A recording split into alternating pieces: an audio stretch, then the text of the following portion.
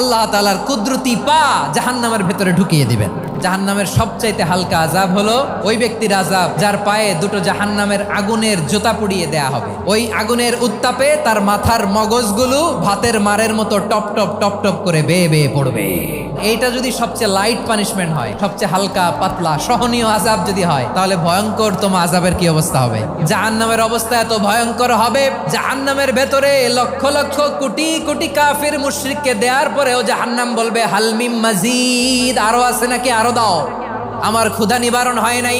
জাহান্নামে তো উত্তপ্ত হবে, জ্বলন্ত হবে, ভয়ঙ্কর হবে। জাহান্নামের এক অংশ আরেক অংশকে খেয়ে ফেলবে। আল্লাহু আকবার।